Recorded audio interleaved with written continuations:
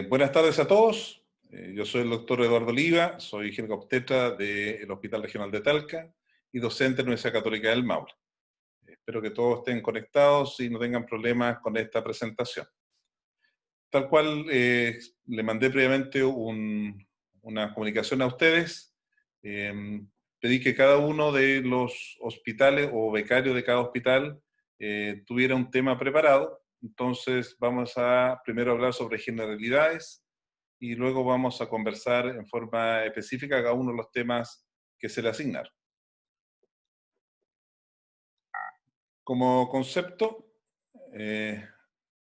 las infecciones de transmisiones sexuales son enfermedades que constituyen un grupo de enfermedades transmisibles cuya principal característica está en que su vía de transmisión justamente es la vía sexual. Y eso está refrendado en el Reglamento sobre Infecciones de Transmisión Sexual, un decreto ley 206 del año 2005. Como concepto también general, dentro de esta introducción, es que la mayoría de las infecciones son asintomáticas o bien mínimamente sintomáticas. Eso hace entonces de que las mujeres, que si no se tratan, pueden producir algunas complicaciones graves, incluyendo todas las infecciones del tracto genital superior, infertilidad, el dolor pélvico crónico, incluso algunas cáncer. Es por eso lo importante de este tema.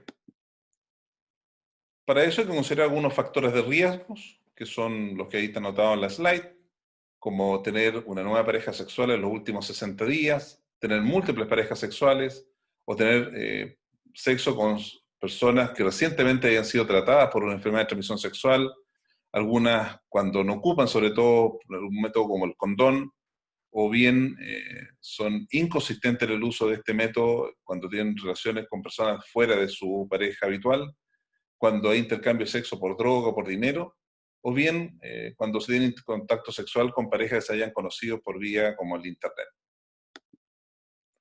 La visión del Ministerio de Salud es que garantice que todas las personas puedan acceder a los servicios de intervención eficaces para controlar esta ITS. Sin embargo, esto es un enorme desafío para los sistemas de salud, y es por eso lo importante la participación de usted y el conocimiento de este tema, porque deben promover los derechos sexuales y reproductivos como una herramienta en la reducción de enfermedades. Y esto está en las normas de profilaxis, diagnóstico y tratamiento, la ITS, hecha en el Ministerio de Salud del año 2016. El reglamento sobre notificación de enfermedades de transmisión obligatoria es un decreto ley del año 2004, este es. En el artículo número 1 dice que se reconsideran o se consideran enfermedades de notificación obligatoria las que a continuación se indican, y nombra una serie de estas enfermedades. Y dice que hay algunas que tienen notificación diaria, por ejemplo, la enfermedad de Chaga, la parotiditis, etc. Y dentro de eso aparecen dos que corresponden a la ITS, la gonorrea y la sífilis. Y es por eso que tenemos que conocer estas enfermedades, porque tenemos que notificarlas como una manera epidemiológica de controlarlas en un volumen importante de la población. Entendiendo esto, entonces, vamos a presentar el siguiente caso clínico, para que nos analicemos en conjunto y los que quieran participar pueden hacerlo, porque me parece muy interesante que mantengamos esta conversación en forma lo más fluida posible. Consulta una paciente, siglas TKG, de 15 años, viene como siempre acompañada por su madre, refiere molestias al orinar, disuria, y un flujo vaginal blanco amarillento abundante hace aproximadamente 2 días y que le produce entonces una gran molestia local, tanto por la parte de la sensación de humedad constante como por la molestia que presenta al orinar. Ella dice no haber tenido nunca relaciones sexuales. Pero cuando usted le hacen el examen físico, aprecian que el himen ya está roto, que el flujo vaginal es abundante y además presenta un pequeño absceso en la glándula de Bartolino. Y cuando usted realiza la especuloscopía, aprecian la siguiente imagen. Un flujo blanco, abundante, que escurre en forma bastante intensa por los genitales. Entonces me gustaría que alguien del público, alguien de ustedes, me pudiera decir cuál es la mejor o mayor hipótesis diagnóstica en este caso.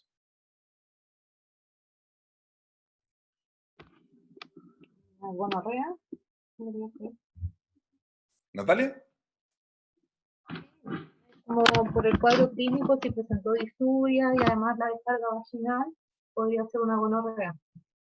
Me parece una buena posibilidad. ¿Hay alguien que tenga alguna otra posibilidad diagnóstica en este caso? Si bien el flujo es bien blanco, igual podría ser una tricomoniasis por la inflamación del cervix asociada que tiene. Ok, me parece bien también, ¿sí? ¿Qué otras más posibilidades tenemos?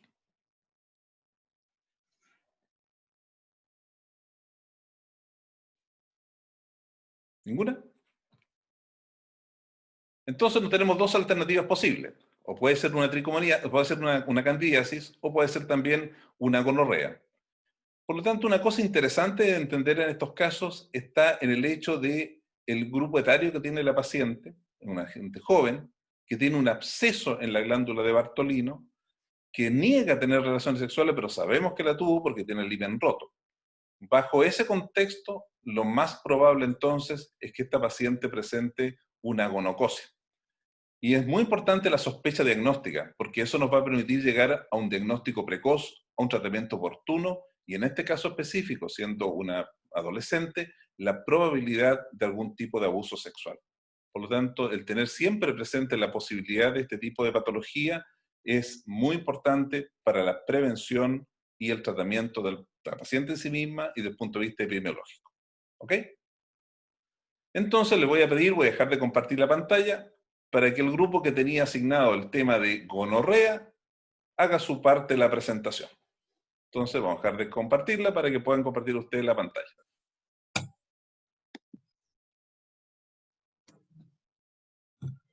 Ya. ¿Se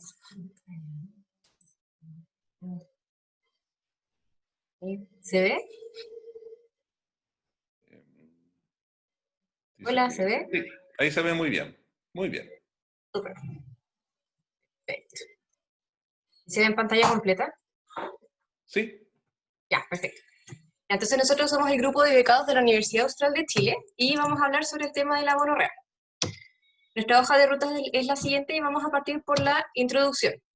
Entonces, en Estados Unidos cada año ocurren un poco menos de 1 millón de nuevas infecciones por Neisseria gonorrhoeae, siendo la segunda enfermedad transmisible más común, donde los hombres presentan sintomatología que hace que busquen pronto tratamiento, sin embargo no lo suficientemente pronto para evitar la infección de las otras personas, de sus compañeros sexuales. Y las mujeres, como dijo el doctor, tienden a ser más asintomáticas o no tienen síntomas hasta que hayan producido complicaciones.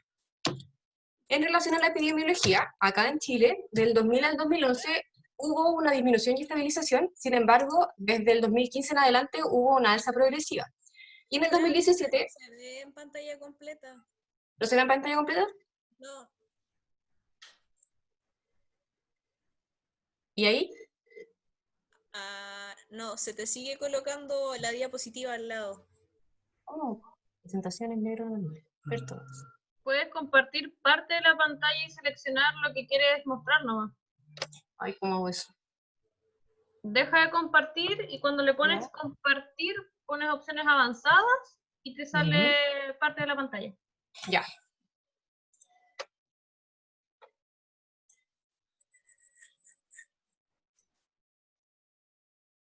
¿Ahí sí? Ahí sí. Ya, súper. Ya. Entonces, en el 2017 hubieron 2.768 casos, contando 80% más de los últimos años. El grupo etario de mayor riesgo fue de los 15 a los 24 años, teniendo una tasa de 45 en 100.000 habitantes. Y de todos estos, los hombres fueron 86% de los casos. En cuanto a la clínica, 56% fue de enfermedad gonocócica no especificada, un poco menos, 47% en artritis gonocócica, y el 0,2% fue una enfermedad gonocócica, que ahí es importante que el 71% fue en recién nacidos, y poco menos del 5% fueron extranjeros. Acá tenemos una tabla con los casos y tasas de gonorrea donde se puede ver que efectivamente en 2016 y 2017 prácticamente se duplicó la cantidad de casos en comparación, por ejemplo, con 2008 y 2009. Y acá tenemos un gráfico donde se puede ver los casos en relación a las regiones, teniendo mayor cantidad de regiones en los lugares más extremos, siendo Tarapacá, Antofagasta y Aysén los que tienen mayores tasas por 100.000 habitantes. La infección gonocócica tiene distintas... Un comentario, Francisca, ¿verdad? Sí, dígame. El comentario es el siguiente. Si ustedes se dan cuenta, el porcentaje de varones que consultan son muchísimos más. Es decir, la notificación por varones es enormemente mayor, 8 a 2 más o menos con respecto a las mujeres. Y eso se debe no a que tengan menos, sino que primero no se buscan y segundo no se informan. Entonces, muy importante que ustedes en su formación tengan muy claro que hay que buscarlos dirigidamente, porque tal cual pasó en este caso, muchas veces estas pacientes consultan por otras cosas, o bien el flujo puede ser un poco confundente. Y por lo tanto, muchas veces, si llegan a donde una matrona, habitualmente lo que hacen es que le ponen inmediatamente un óvulo de clotrimazol o le dan crema de ese tipo, y se olvidan de que las mujeres, sobre todo la mujer joven, puede tener este tipo de enfermedad. Por lo tanto, la búsqueda activa es extraordinariamente importante. Perfecto.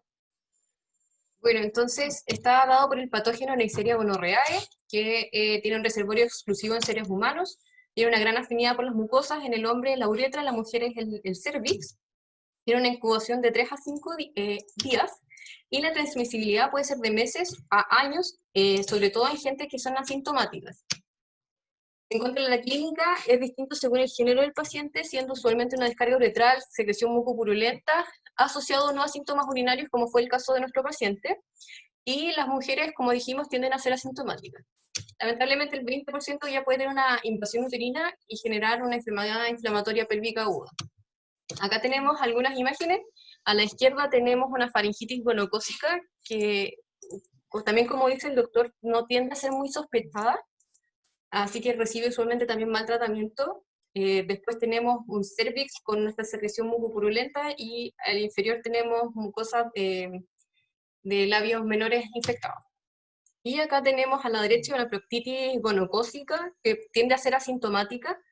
A la izquierda arriba tenemos una conjuntivitis gonocócica en un adulto y acá abajo tenemos una oftalmia gonocócica neonatal o oftalmia neonatorum, que es la complicación más importante en el embarazo, que lamentablemente tiene el riesgo sin tratamiento de generar una ceguera. Las complicaciones dependen también del género. Los hombres pueden generarse epididimitis, orquitis, estenosis uretrales y prostatitis, y sin embargo las mujeres, que nos importan más en nuestro contexto, una enfermedad inflamatoria pélvica que posteriormente puede generar una infertilidad, abscesos de Bartolino y una perihepatitis gonocócica, o también llamado síndrome de Fitzhugh-Curtis. Y puede generar también una infección gonocócica diseminada, que se conoce más frecuentemente, por ejemplo, con las artritis gonocócicas, que pueden generar un cuadro similar a una meningitis meningococcémica, y más raro pero más grave, las endocarditis y meningitis. En cuanto al diagnóstico, existen distintas técnicas según el contexto clínico en que las encontremos. En los hombres, una secreción purulenta se puede confirmar con Gram, cultivo o una técnica de amplificación de ácidos nucleicos. En cambio, la mujer es necesario confirmarlo con laboratorio de cultivo o confirmación con técnica de amplificación de ácidos nucleicos. Relación al microscopio, en los hombres, con solamente una tinción de Gram tiene muy alta sensibilidad y especificidad al ver diplococos Gram negativos intracelulares. Es más, si sale esto, ya es confirmatorio. Y en las mujeres la tinción de Gram es poco sensible, así que no se recomienda, y el gold standard es el cultivo de secreción endocervical. En mujeres asintomáticas, además, está aprobada la técnica de amplificación de ácidos nucleicos en otras secreciones, tales como orina o secreciones uretrales, con alta sensibilidad y especificidad. Si es que sale, por ejemplo, esta técnica de amplificación de ácidos nucleicos en alguna otra secreción, por ejemplo rectales, es necesario confirmarlo con un cultivo. Y todo cultivo se tiene que realizar un antibiograma para determinar la resistencia antimicrobiana que pueda tener.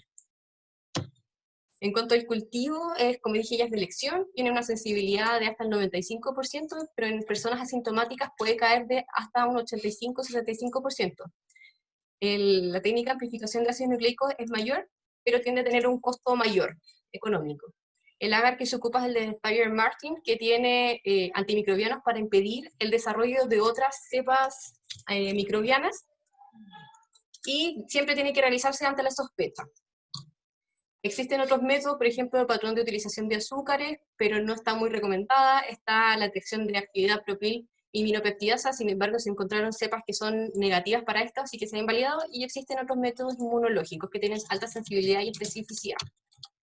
Y como ya mencioné, está la técnica de amplificación de ácidos nucleicos, pero también tiene algunas limitaciones, por ejemplo, da resultados presuntivos en algunas otras secreciones, tiene una falta de especificidad y existen además falsos positivos en poblaciones de baja prevalencia. Entonces, cuando tenemos baja prevalencia o un caso de abuso sexual, siempre es necesario confirmarlo con un cultivo. Entonces, como resumiendo un poquitito las consideraciones diagnósticas, debe realizarse en personas con riesgo o con sospecha. El cultivo requiere muestras de tórula endocervical en mujeres o uretrales en los hombres. La técnica de amplificación de ácidos nucleicos está aprobada por la FDA en hisopados endocervicales, vaginales, uretrales y orina.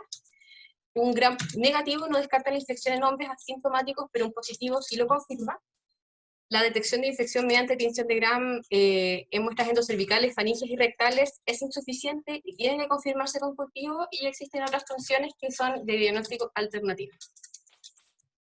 En cuanto a criterios diagnósticos, necesitamos, por ejemplo, en un hombre una secreción uretral purulenta con un Gram positivo. Puede o no haber un contacto sexual con caso confirmado, o una secreción rectal mucosa purulenta con laboratorio compatible, y en las mujeres, la secreción cervical purulenta con el laboratorio compatible, con o sin el contacto sexual con caso confirmado, o una secreción rectal mucosa o purulenta compatible con el laboratorio. En relación al tratamiento, tenemos que ajustarlo según la sensibilidad local que nosotros tengamos. Acá en Chile, el ISP ha dicho que nosotros hasta el momento no tenemos resistencia a cefalosporinas de tercera generación. Y como dijo el doctor, todo cultivo de gonococo es una enfermedad de notificación obligatoria diaria, y se debe notificar y enviar una muestra al ISP para hacer el estudio. Y además tenemos que hacer seguimiento y evaluación de los contactos sexuales. El tratamiento de primera línea es con ceftriaxona 200 miligramos intramuscular por una vez, asociado a acitromicina, 1 gramo vía oral por una vez, y se recomienda que nosotros o algún otro personal médico vea cómo el paciente se toma el antibiótico para evitar resistencias futuras. La terapia segunda línea es con alguna cefalosporina más acitromicina, y existe el tratamiento tercera línea con monoterapia solamente con acitromicina, pero no se recomienda por el riesgo de resistencia futura. En caso de alergias a la cefalosporina está el gemifloxacino, gentamicina y espectinomicina, que están aprobados solamente para gonorrea urogenital, y en caso de alergia a la acitromicina está aprobada la doxiciclina. En infecciones gonocócicas faringias es muy importante advertirle al paciente que es importante la abstinencia de la actividad sexual, porque tiende a tener peor respuesta al tratamiento antibiótico. Entonces deja la duda si los síntomas persistentes son por reinfección o por resistencia, siendo que la mayoría de las infecciones son reinfecciones. Algunas consideraciones especiales ante alergia a la cefalosporina. Está el tratamiento de segunda línea con gemifloxacino o gentamicina más acitromicina. En el embarazo y el VIH es el mismo régimen de primera línea. Y ante sospecha de falla de tratamiento tenemos que plantearlo cuando persiste la sintomatología después de 3 a 5 días de tratamiento y sin contacto sexual, ya que si hubo contacto sexual tenemos que sospechar en primer lugar que hubo una reinfección. Es más, en todos los pacientes la CDC recomienda volver a tratar con régimen de primera línea. Es necesario pedir un cultivo, una técnica de amplificación de ácidos nucleicos y antibiograma, y controlar 7-14 días después del tratamiento. Y buscar a todos los contactos sexuales de los últimos 60 días y tratarlos con el mismo régimen antibiótico al paciente que le funcionó de segunda línea. En los neonatos tienden a tener su clínica los 2 a 5 días de vida, y la prevalencia es igual de las mujeres embarazadas con infección gonocócica. En cuanto a la clínica, clínica menos grave, más leve, son las rinitis, vaginitis, uretritis, y en las más graves son oftalmia neonatal y sepsis, que pueden incluir artritis y meningitis. La profilaxis ocular neonatal, por ende, se realiza en todos los pacientes, siendo acá en Chile la eritromicina el único ungüento que está recomendado por la CDC, pero acá en Chile también ocupamos el clonazepam como alternativa. El nitrato de plata tetraciclina no se fabrica ya, la bacitromicina no es efectiva, la povidona iodada no se ha estudiado, y la gentamicina ha tenido reacciones oculares graves, por lo que no se debe ocupar. Y en caso de que tengamos un recién nacido con clínica compatible de infección gonocócica diseminada, el tratamiento es con ceftriaxona. El diagnóstico se realiza con tinción de Gram, y tenemos que recordar algunos diagnósticos diferenciales, por ejemplo, Moraxella catarrhalis y algunas otras especies de Neisseria. Y en niños, lo más importante que tenemos que mencionar acá, como dijo también el doctor, es que el abuso sexual tiene que ser nuestra primera causa de contagio. La incubación es de 2 a 7 días, y a los 7 meses sin tratamiento, el 87% de las niñas van a estar libres de infección. tienen múltiples manifestaciones clínicas, conjuntivitis, vulvovaginitis, proctitis, epidemitis, etc. Y la infección gonocócica diseminada tiende a ser poco frecuente. El diagnóstico siempre tiene que ser con cultivo y con la técnica de amplificación de ácidos nucleicos, y en los niños hay algunas cosas que los hace especial. Por ejemplo, el cultivo, cuando se toma la tórula, no puede ser ni con algodón ni con madera porque puede degradar la bacteria. Se tiene que depositar en un medio Stuart o Amis. En faringe, vagina y ano, el cultivo siempre se toma en personas sintomáticas o asintomáticas, con sospecha de violencia, y la técnica de amplificación de ácido nucleico puede ocuparse en vagina u en orina de primer chorro porque tiene mayor cantidad de bacterias. Y siempre las muestras tienen que ser guardadas por al menos un año en caso de requerirse como pruebas legales. El tratamiento en los niños es con ceftriaxona, en dosis únicas usualmente. Y el seguimiento siempre se hace a los 7 días con cultivos y hasta que tengamos los exámenes negativos. Si tenemos alergias a la ceftriaxona, hay que preguntarle a un especialista. Entonces, como conclusión, es necesario saber la vigilancia local a la resistencia antimicrobiana para dejar el mejor tratamiento posible a nuestros pacientes. La CDC recomienda que en mujeres menores de 25 años sexualmente activas, siempre, idealmente, hacer un screening anual para gonococo. Todas las personas que tengan el diagnóstico de gonorrea se tienen que hacer las pruebas de otras enfermedades de transmisión sexual, incluyendo clamidia, sífilis y VIH. En Chile es una enfermedad de notificación obligatoria diaria y tenemos que enviar una muestra para el cultivo en el ISP, y tenemos que seguir, evaluar y tratar a todos los contactos sexuales. Gracias. Muchas gracias al equipo de su hospital. Los felicito por su buena presentación. Entonces vamos a pasar al siguiente caso clínico. Vamos a ver. Ahí estamos. Entonces, caso clínico número 2. Dice consulta LSD, una mujer de 32 años que recién llegó desde la ciudad de Calama, del norte de Chile. Es una multípara de 1, ella usa como método anticonceptivo hormonales orales, combinados. No tiene una pareja estable.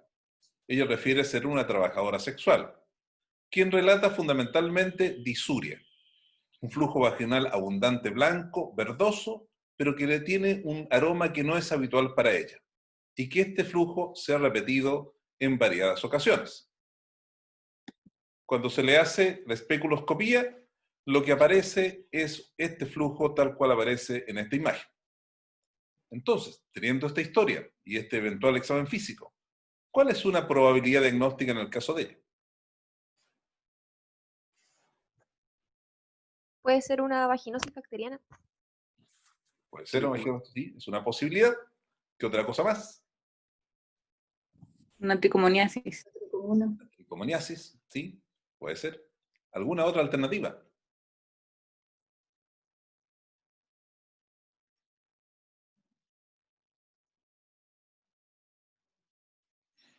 En general, la vaginosis bacteriana, la característica más típica es que la paciente relata no un olor inusual, sino que relata un olor a pescado. El fish odor es típicamente de la vaginosis bacteriana. Por lo tanto, en ese caso es difícil poder equivocarse, salvo que la persona tenga alguna anosmia o tenga poca capacidad de darse cuenta del aroma. Habitualmente la vaginosis bacteriana corresponde a una infección que da un aroma muy característico. Este flujo así medio blanquecino verdoso, espumante, con muchos formas de pequeñas burbujas, es típicamente la secreción de una tricomoniasis. Por lo tanto, le voy a pedir al equipo del hospital correspondiente que nos presente el tema que le hemos solicitado que lo revisen, que es tricomoniasis.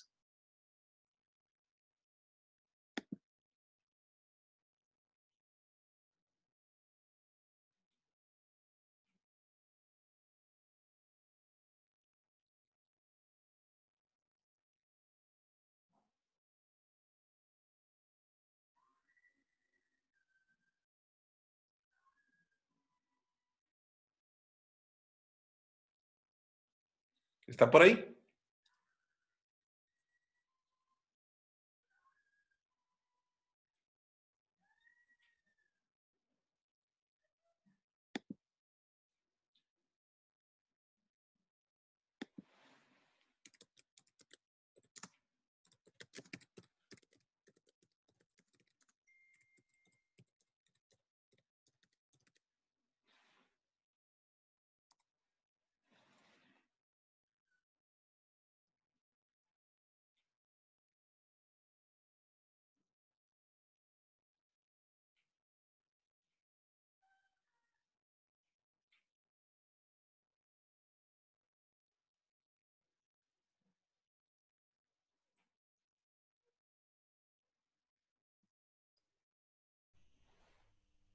¿No hay ninguno de los representantes del tema de tricomoniasis? Eduardo, habla Henry. Perdón, ¿a qué universidad tú le enviaste el tema de tricomoniasis? Te digo al tiro. No me recuerdo Por exactamente. favor. Sí. Eh,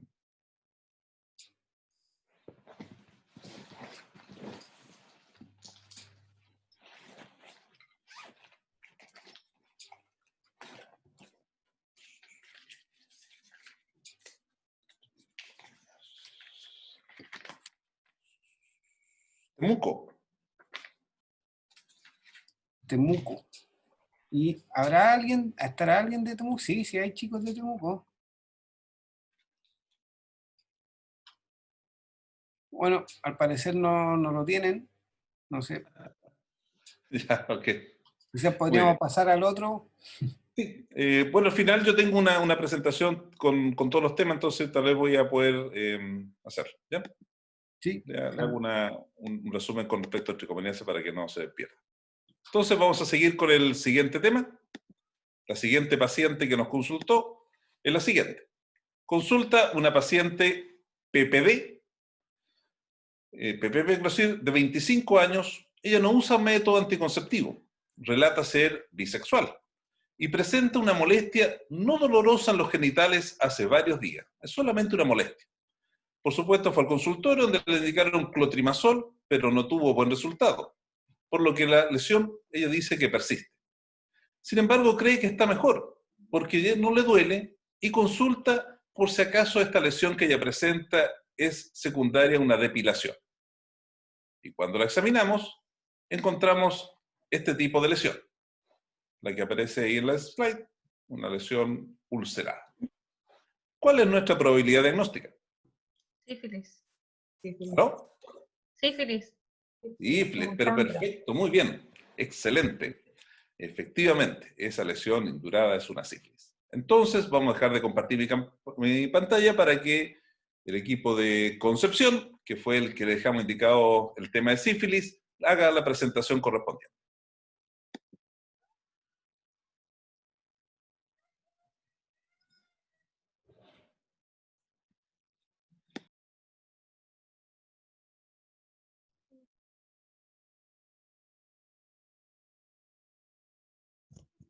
¿Se ve? ¿Se ve? ¿Se ve? ¿Carolina? Sí. Sí, se ve bien. Ya, Sí, súper. se ve, Caro. Ya, entonces, bueno, yo soy Carolina Pérez. Vamos a ver el tema de sífilis que nos tocó a los becados de la Universidad de Concepción. Nuestra hoja de ruta es la siguiente. Vamos a describir qué es la sífilis, vamos a hablar un poco de epidemiología, del curso natural de la enfermedad, y nos vamos a enfocar principalmente en lo que es diagnóstico y tratamiento, y al final vamos a tocar un poco el tema de sífilis y embarazo. La sífilis es una enfermedad sistémica causada por el Treponema pallidum, una espiroqueta de reservorio humano exclusivo. La transmisión de esta enfermedad principalmente es vía sexual, aunque también existe la transmisión vía transplacentaria o sanguínea. Por esto es que esta enfermedad se sigue con las normas de profilaxis y búsqueda, la notificación obligatoria que ya había mencionado el doctor. En cuanto a epidemiología, se ha visto que tiene una mayor incidencia en los países del Pacífico Occidental. En América la prevalencia va entre un 1 y 27% en los hombres que tienen sexo con otros hombres y de 0,5 a 14% en trabajadoras sexuales. Se estima más o menos 6,3 millones de nuevos infectados por año, con una prevalencia materna global del 0,69% y 200.000 mortinatos asociados a esto.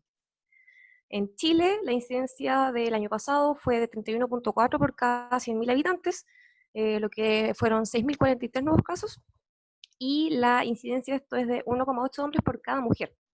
Se observaron 465 casos de gestantes, que fue el 21,9% diagnosticado en mujeres. Del diagnóstico en las mujeres gestantes, y de estos hubo 27 casos de sífilis congénita. Bueno, al tener también sífilis aumenta el riesgo de transmitir o contraer VIH en 2 a 3 veces.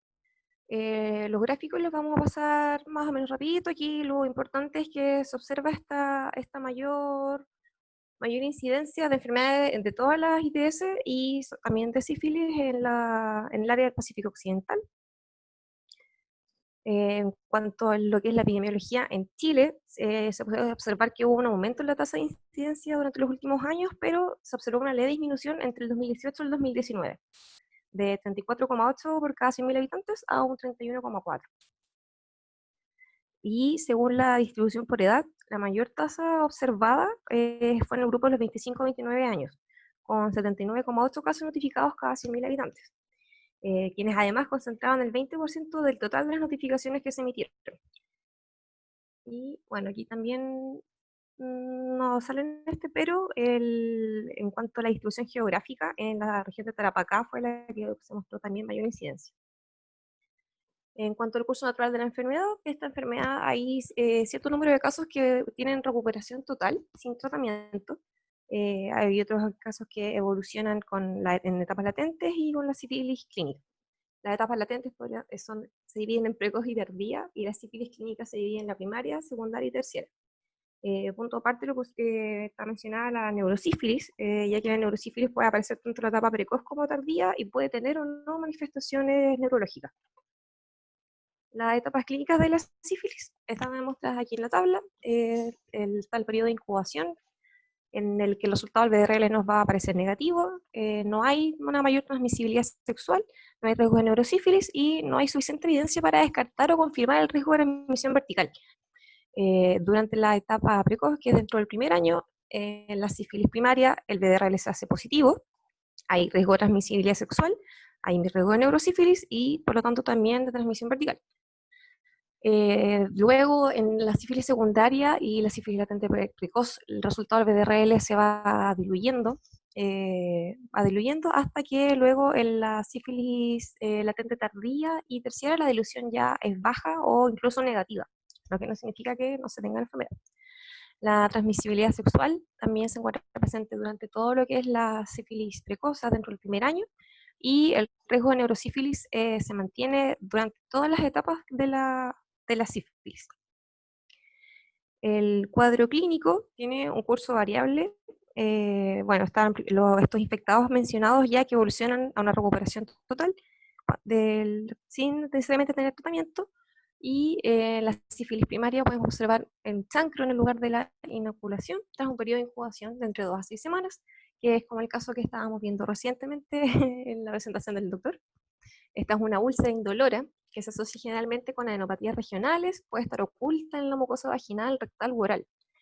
Sin tratamiento, algunas de estas desaparecen en 3 a 8 semanas.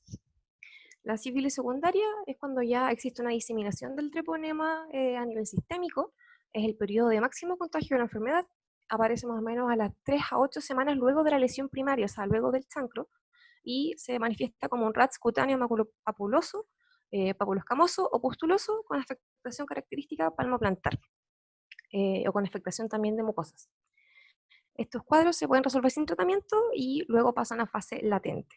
Latente precoz, menos de un año de la primera infección, y latente tardía ya cuando ha pasado más de un año desde la primera infección. La sífilis terciaria puede aparecer años después de haber presentado sífilis latente. En esta etapa pueden aparecer los gomas sifilíticos, alteraciones cardíacas, auditivas, y bueno, se puede manifestar la neurosífilis también en esta etapa. Importante también que esta etapa, la etapa terciaria, ya se habla también que es como una etapa destructiva del cuadro de la sífilis. Es poco frecuente de todas formas y se puede dar hasta en 1/3 de los pacientes que nunca han sido expuestos a tratamiento. El diagnóstico de esta enfermedad se basa en la historia clínica, signos, síntomas y el estudio de laboratorio. Entonces es muy importante hacer exámenes del laboratorio a cualquier paciente con sospecha de sífilis. Esto se va a sospechar en cuanto a los signos y síntomas clásicos, la aparición de un RATS maculopapular de origen desconocido en pacientes que sean sexualmente activos, con o sin el antecedente claro de la aparición del chancro, signos y síntomas menos frecuentes pero que no tengan etiología clara, o sea, una meningitis, insuficiencias aórticas, cefalea. Además, pacientes asintomáticos pero con alto riesgo contra ITS, y claramente se hace el screening en embarazadas. Respecto a los test serológicos, se utilizan dos pruebas, las pruebas treponémicas y las pruebas no treponémicas. Las pruebas no treponémicas son las pruebas que son de screening, el BDRL o el Rapid Pregnancy Rating, y las pruebas treponémicas, que ellas son más confirmatorias. Están la FTABS, que es un estudio de aglutinación pasiva de partículas, enzimas de inmunoensayos de quimioluminiscencia o ensayos treponémicos rápidos. ¿Cómo se interpretan estos tests? Tenemos primero la interpretación de los tests no treponémicos, como el RPR o el BDRL. Puede aparecer reactivo, y cuando aparece reactivo, luego se tiene que seguir con un test treponémico. Y de aquí vamos a resultar positivo a sífilis si es que el test está reactivo, y cuando no está reactivo, sífilis negativa. Cuando el test no treponémico arroja no reactivo, se descarta la sífilis. Esos son los de screening.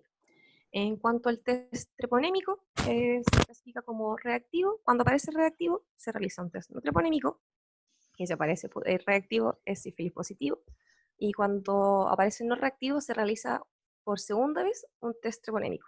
Y aquí se sí da el diagnóstico definitivo de si hay sífilis positiva o no, respecto a si sale reactivo o no reactivo.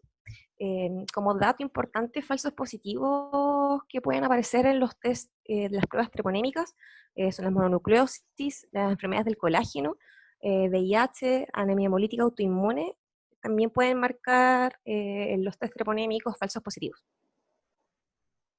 El tratamiento de la sífilis primaria y secundaria es una dosis única de penicilina benzatina en dosis de 2,4 millones de unidades intramuscular. Esto es lo recomendado en adultos. En pacientes que son alérgicos a penicilina se aprueba con doxiciclina, tetraciclina y ceftriaxona.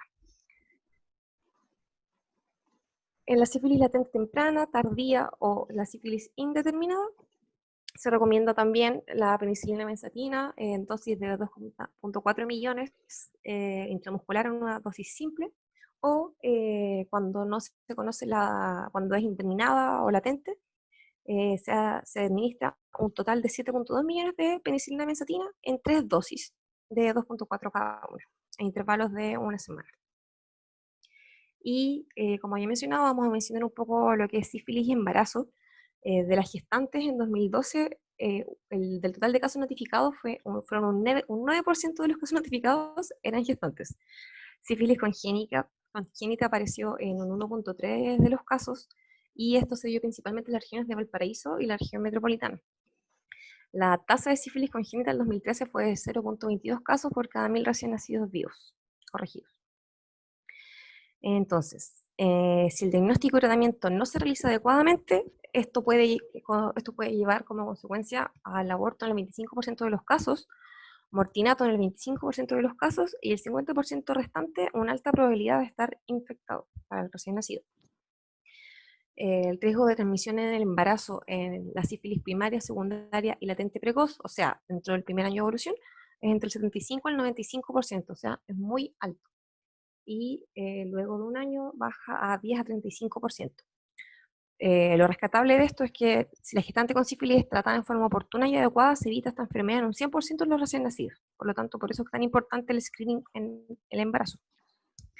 El diagnóstico de sífilis gestacional se hace con el examen no treponémico, que recordando un poco se hace al ingreso al control prenatal, luego de las 24 semanas, entre las 32 y 34, y el último se hace al momento del parto o en el puerperio inmediato. Igual cabe destacar las pacientes que ingresan a los servicios de ginecología obstetricia por parto, aborto o mortinato. También deberían tomársele este test. Y bueno, el flujograma notificación se confirma el caso de sífilis según la definición de caso. Se elabora el boletín de la notificación obligatoria y en esta hay que definir la etapa clínica, que es con el resto de los exámenes, los exámenes de laboratorio y la clínica. El caso probable se define como una serología no treponémica reactiva, y ahí se recomienda realizar tratamiento inmediato independiente de la dilución del test.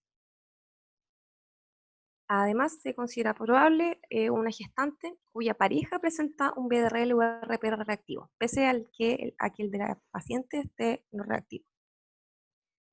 El tratamiento se aplica, como hemos mencionado, cuando aparece la primera prueba no treponémica reactiva, y luego se deriva para tipificación del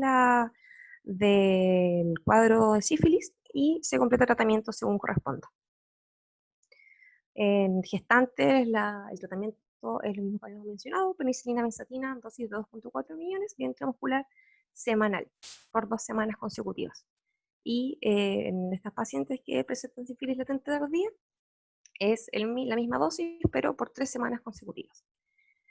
Cabe destacar que la reacción de Harrod-Herxheimer que presentan algunas embarazadas, o sea, algunas pacientes que han sido sometidas al tratamiento, puede producir distrés respiratorio fetal y amenaza de parto prematuro en estas pacientes gestantes. El tratamiento en pacientes alérgicas a la penicilina es dado por eritromicina o ceftriaxona. Aunque obviamente la administración de ceftriaxona requiere, como todos sabemos, el monitoreo dado a la posibilidad de reacción cruzada. Y y las dosis varían si esta sífilis es precoz dentro del primer año o posterior al primer año. Para efectos de estudio en el recién nacido, se debe considerar tratamiento inadecuado cuando se usa una alternativa a la penicilina benzatina. Y al recién nacido se le considera como caso probable o presunto de sífilis congénita. Y finalmente la sífilis congénita en este recién nacido se debe a la infección transplacentaria por el treponema en una madre con sífilis no tratada o inadecuadamente tratada, como acabo de mencionar. El recién nacido puede presentar una amplia gama de manifestaciones, puede estar desde asintomático hasta muy enfermo. La sífilis congénita precoz es la que se manifiesta antes de los 2 años de vida y la sífilis congénita tardía posterior a los 2 años. Por lo tanto, estos recién nacidos deben tener un seguimiento adecuado. Aquí hay un gráfico que muestra la evolución dentro de los años de las mujeres embarazadas y de sífilis congénita que han presentado. Vemos que la curva se mantiene más o menos bien parecida a lo largo de todos los años. Y bueno, lo importante de destacar de esto es que con un diagnóstico oportuno, la sífilis congénita puede prevenirse y se trata eficazmente in útero, con un tratamiento adecuado para la gestante y también, por supuesto, a la pareja. Conclusiones de nuestra presentación es que la sífilis sigue siendo un gran problema de salud pública a nivel mundial, latinoamericano, como vimos también en Chile. Diagnóstico y tratamiento oportuno puede cambiar en gran medida la evolución y el pronóstico de esta enfermedad. Que el tratamiento de elección para todas las etapas es con penicilina. En pacientes resistentes o alérgicas puede ser con doxiciclina, tetraciclina o ceftriaxona. Recordar sí que en el embarazo cualquier alternativa a la penicilina se considera inadecuadamente tratada, y que es fundamental detectar y tratar a todas las embarazadas con el objetivo de reducir al máximo la transmisión transplacentaria. La bibliografía que utilizamos, que el doctor nos envió. Eso ha sido todo. Gracias. Muchas gracias, Carolina. Muy buena su presentación. Muy importante recalcar lo que usted dijo al final. Creo que la última frase de su conclusión es extraordinariamente trascendente. El hecho que tenemos un grupo de pacientes cautivos, que son las embarazadas, y deben ser un motivo de control frecuente. Pedirle las pruebas no treponémicas independiente de la edad de ingreso. Hay personas que dicen, bueno, entró muy tarde, entró a las 18 semanas a controlarse, entonces la vamos a esperar hasta 24. No, el primer control siempre debe hacerse el test de PDRL o RPR. Y que no se nos pase por alto embarazadas con este cuadro tan grave que puede ser para el niño y para su futuro. Muchas gracias, muy amable, Carlos. Gracias. Pues bien, vamos a continuar con el siguiente caso clínico. Aquí estamos. Este es el caso clínico número 4. Consulta una paciente que se llama MPH, una mujer de 35 años, nulípara, con una pareja más o menos hace 5 años, que no ocupa método anticonceptivo, una vida sexual regular, que no puede quedar embarazada. Su pareja actual vivió en Estados Unidos, donde él fue casado y tuvo 2 hijos, y ahora dejó a Chile y conoció a esta pareja y está actualmente con él. La paciente refiere haber tenido un embarazo tubario hace más o menos 2 años, que fue resuelto con tratamiento médico. Y actualmente presenta dispareunia, disuria y molestias hipogástricas constantes. Entonces, con estos datos solamente, sin más datos que los que acabo de explicar, ¿cuál podría ser una eventual causa que provoque este cuadro clínico que acabamos de presentar? La Clamidia. clamidia. La clamidia. En coro, en coro, muy bien. Clamidia, estupendo, muy bien, es excelente. Entonces, vamos a pedirle a los colegas del Hospital de Higueras que nos presenten entonces el tema de clamidia trachomatis.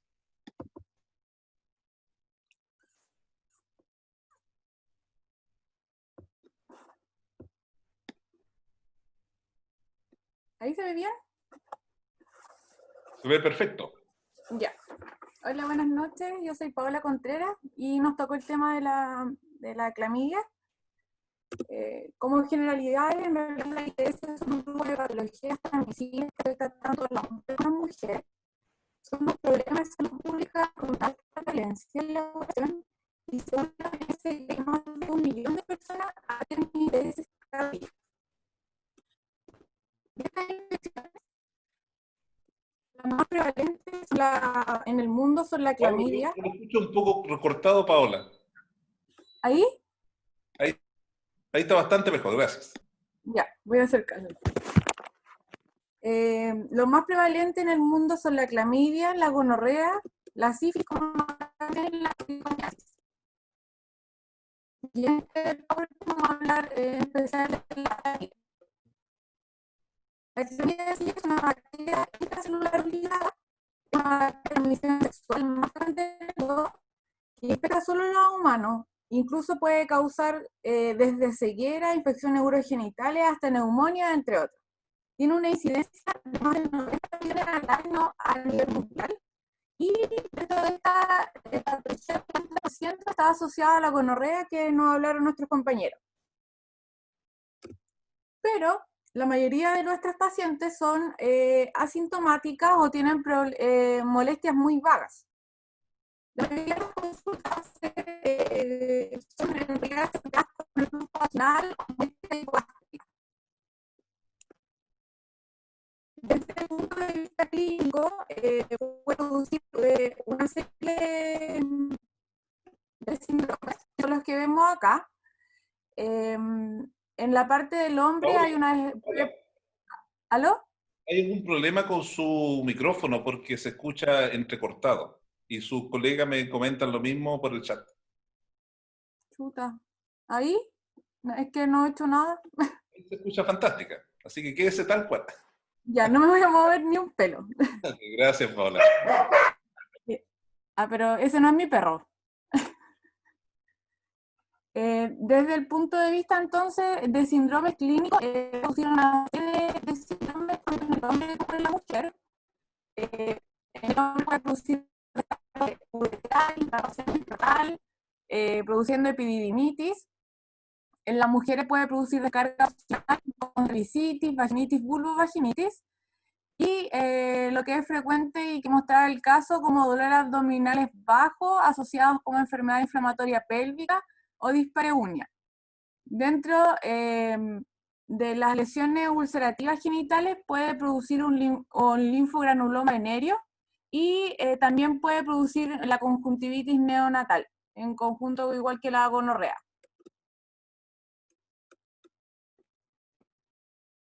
Dentro de lo que es el diagnóstico microbiológico, se han experimentado grandes avances a partir de la década de los 60 por todo el tema de los advenimientos de estas técnicas moleculares e inmunológicas, además del cultivo celular que era antes el gold estándar.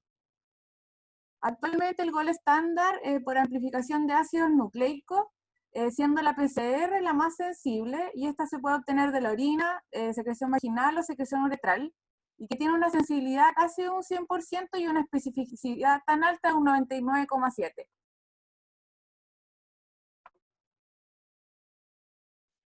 Esta foto es de una inmunofluorescencia que también tiene una sensibilidad de un 88 a un 90% y una especificidad de casi un 99%. Este es un hisopado uretral y del endocervix, y esos puntitos verdes que logran ver se llaman cuerpos elementales, que se considera positivo para clamidia cuando hay más de 10 cuerpos elementales en la muestra. Y aquí, como pueden ver, hay muchos.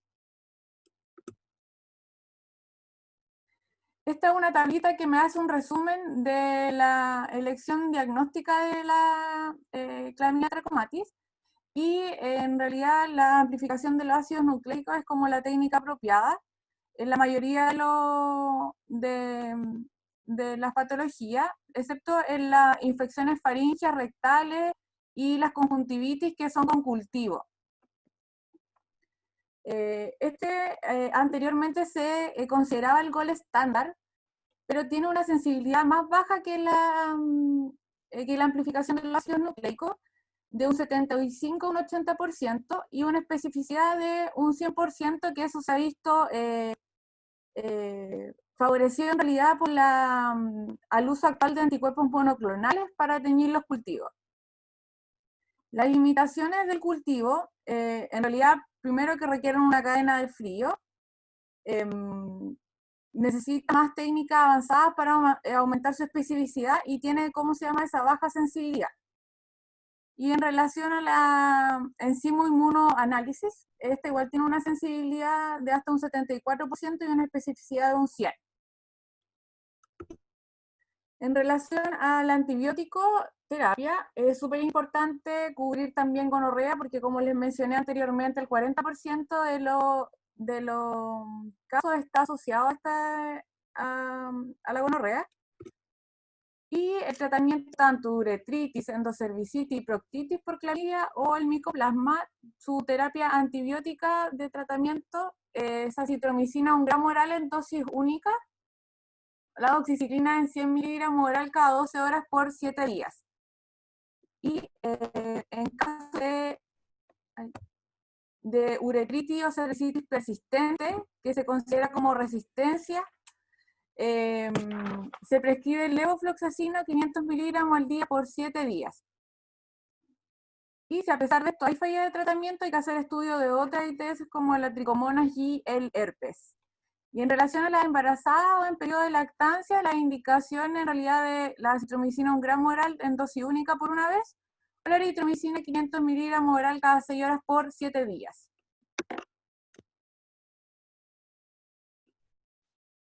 El único cuidado que en realidad, bueno, la acitromicina una vez y los otros tratamientos por 7, pero en el linfogranuloma venéreo el tratamiento se debe continuar por 21 días. Y es súper importante recordar que esta es una enfermedad de transmisión sexual y siempre tiene que tener un manejo de la pareja y de todos sus contactos sexuales, además de una educación pertinente al tema y el uso de anticonceptivo de barrera, como el condón, para evitar nuevos casos de infecciones. Y en realidad en el seguimiento, idealmente deberíamos tener un control con nuestra paciente a los 7 días, donde se va a realizar el cultivo de inicio y se puede tomar la muestra de un cultivo de control. Y en el caso de las gestantes, y tanto gestantes como no gestantes, siempre hay que recibir una consejería del riesgo y la prevención de ITS y una educación sobre el uso de constante y sistémico en todas las relaciones del condón. En adolescentes sí se recomienda hacer un control post-tratamiento, pero a los 3 o 4 meses por una posible reinfección, que no sea al tiro posterior al término del tratamiento. Eso les puedo contar. Muchas gracias. Muchas gracias, Paola.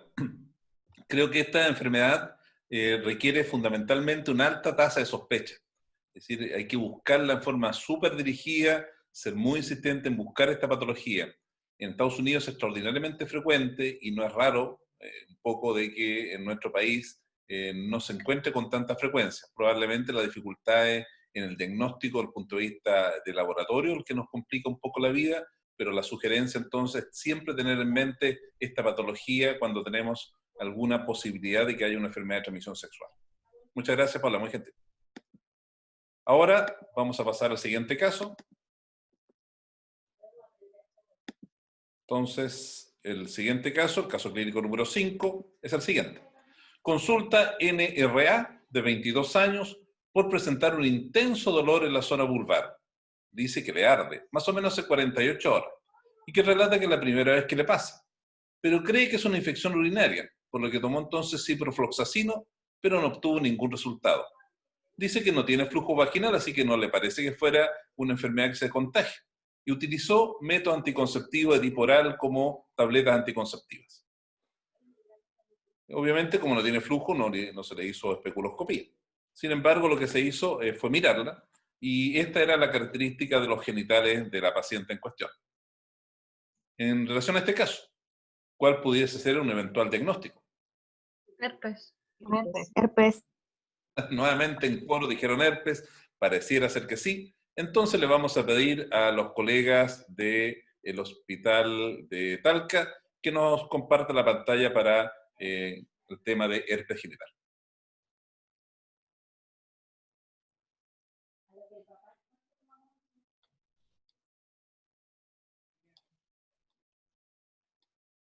Bueno, nosotros somos los becados de la Universidad Católica del Maule, Hospital Regional de Talca, y nos tocó al caso del herpes genital. Ten en cuenta que el herpes genital es una infección viral crónica y que es de por vida. La mayoría de las infecciones de herpes genital son transmitidas por personas que no saben que tienen la infección o que son asintomáticos cuando ocurre la transmisión. El tratamiento del virus del herpes simple genital debe abordar la naturaleza crónica de la enfermedad en lugar de centrarse únicamente en el tratamiento de episodios agudos de las lesiones genitales. Como tal, tenemos que el herpes se transmite generalmente por contacto directo de piel y mucosa. Tiene un periodo de incubación que oscila entre 2 a 20 días, en promedio puede ser 7 días. Y su cuadro clínico es caracterizado por un prodromo que se asocia a prurito y, como se mencionaba en el cuadro clínico, el ardor asociado también a placas eritematosas. Aparecen, como se ven en la imagen, vesículas de 1 a 3 milímetros de diámetro. También a esto puede estar asociado la fiebre, decaimiento, linfadenopatías, disuria, y generalmente la ubicación de las vesículas pueden ser orientadas al ano, en la zona perineal, en las mujeres es muy común, como se evidenciaba en la foto del doctor, vulva, o a veces en cuello uterino. En hombres, generalmente en el glande, en el prepucio o el cuerpo del pene. Las rupturas de estas vesículas, como también se ilustra en la imagen, puede provocar formación de erosiones superficiales que son muy dolorosas. Estas lesiones se resuelven a veces espontáneamente o bajo tratamiento entre 10 y 14 días. Y también tener en cuenta que pueden también asociarse a sobreinfecciones bacterianas. Pero la expresión viral persiste más o menos hasta las 3 semanas. Generalmente pueden subdividirse como en un primer episodio o como episodio de recurrencia o recidiva. Y en ello, la recurrencia se presenta generalmente en más del 80% de los casos. Su evolución clínica es más atenuada y la expresión viral generalmente es más corta en las recurrencias. Puede ser asintomática también, puede desencadenarse por estrés físico, emocional, alteraciones del ciclo del sueño y la vigilia, o sea, en general por estrés. Pueden prolongarse por sobreinfecciones bacterianas, como ya lo hemos manifestado, o también asociado a inmunodepresiones como pacientes con VIH. Suelen tener mucha recurrencia del herpes genital. Y frente a la recidivancia se define como la presentación de recurrencias en más de 6 episodios en un año. Y generalmente la indicación de terapia en ellos es la terapia de supresión, ya que esta terapia de supresión a largo tiempo pues disminuye la frecuencia de la aparición de la infección. Como exámenes de laboratorio tenemos la prueba del test de sangre, las serologías con las inmunoglobulinas, la PCR, inmunofluorescencia directa y el cultivo viral. El test de SAN es una prueba donde se toma una muestra con un isótopo y esa muestra en una placa, en un portaobjetos, se tiñe con un frotis de solución de Jeans o Ginza y se observa al microscopio buscando queratinocitos multinucleados. Tiene una sensibilidad aproximadamente del 63% y una especificidad del 85%. Generalmente, si se va a realizar, se recomienda que sea al inicio de la aparición de las lesiones. La serología, identifica las inmunoglobulinas, la IgM e IgG, donde esta IgM se puede detectar tardíamente o elevarse a veces en las recurrencias, y los anticuerpos de IgG más o menos también pueden detectarse como entre el cuarto y séptimo día. La verdad es que no es muy recomendable como un test diagnóstico como tal. La PCR se toma de las muestras de las lesiones activas y tiene una sensibilidad y una especificidad cercanas al 100%. Pero el gold estándar se determina a través del cultivo viral. El tema es que es costoso, también el tema del tiempo en la obtención de los resultados, pero determina el tipo de virus y tiene una sensibilidad del 80% y una especificidad del 100%. Tener en cuenta que para poder hacer este diagnóstico nos basamos sobre todo en el cuadro clínico y los exámenes de laboratorio. Y en ello hay que tener en cuenta que el herpes genital recién adquirido puede causar una enfermedad clínica prolongada, con ulceraciones genitales severas y puede llegar a tener hasta infecciones neurológicas. Incluso las personas con el primer episodio de herpes pueden también tener manifestaciones leves iniciales, pero estas manifestaciones también pueden generar complicaciones graves o severas. Dentro del tratamiento, pues se debe utilizar el tratamiento farmacológico por vía oral. Generalmente en la CDC y tanto en la guía ministerial del 2016, el tratamiento tópico dice que no ha demostrado una buena efectividad clínica y debe ser indicado también el tratamiento vía oral precozmente para reducir la formación de nuevas vesículas, para reducir la duración del dolor, el tiempo de la cicatrización y también el tiempo de la excreción viral. Pero tener en cuenta que esto no previene la recurrencia de la enfermedad. Es simplemente para tratar la primoinfección o el proceso en sí. El tratamiento episódico eficaz del herpes recurrente requiere del inicio de la terapia dentro del primer día de inicio de la lesión. Ojalá fuera así. Y como orientación o manejo inicial deberíamos, o nos recomienda la guía, utilizar el aciclovir de 400 miligramos vía oral cada 8 horas por 7 días en la primoinfección. Y en las recurrencias también nos recomiendan el aciclovir de 400 miligramos oral cada 8 horas, pero por 5 días. En la terapia supresora, como en el herpes recidivante, recordar que es más de 6 episodios al año, reduce la frecuencia de las recurrencias del herpes genital en un 70 o un 80% de los pacientes con recurrencias. Y referente a la guía MinSal nos recomienda usar aciclovir 400 miligramos oral cada 12 horas por 8 meses, ¿ya? O valaciclovir 500 miligramos oral cada 24 horas por 8 meses. La CDC también en las recurrencias puede recomendar 1 gramo de valaciclovir oral al día por el tiempo que sea necesario.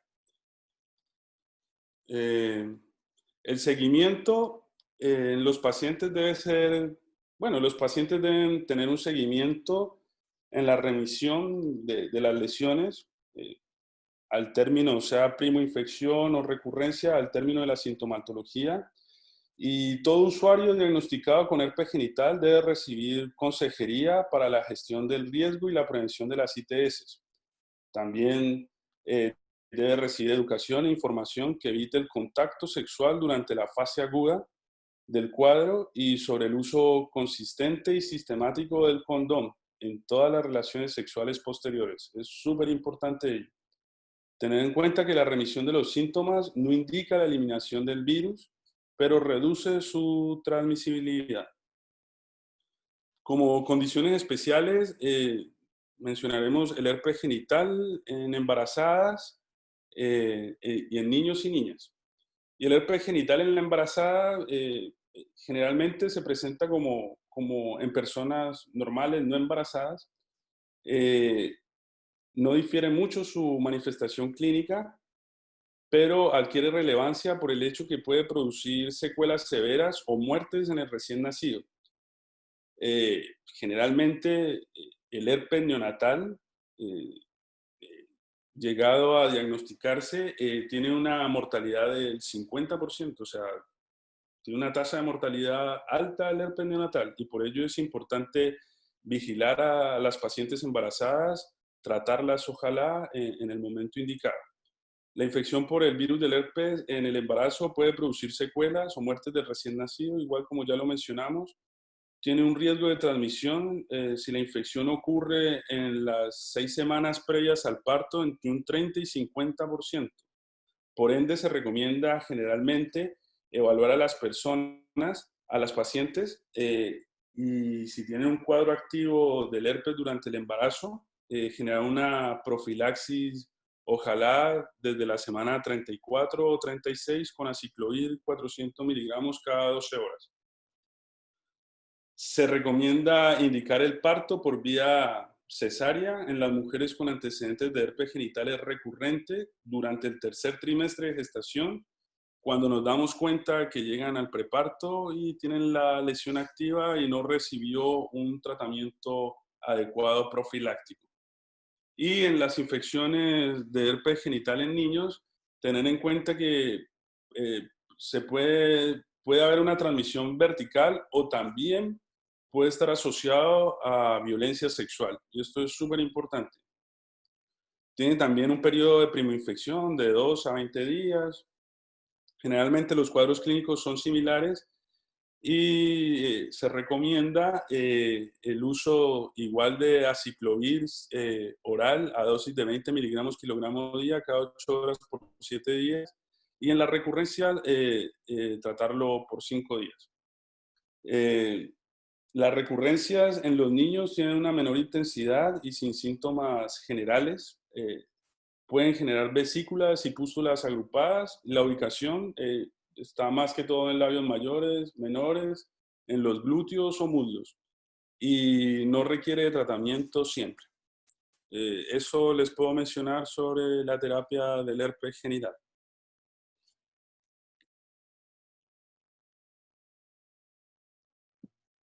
Ok, gracias Néstor, muy amable, muy buena tu presentación. Vamos a volver a la pantalla inicial. Compartir pantalla. Esta parece que es.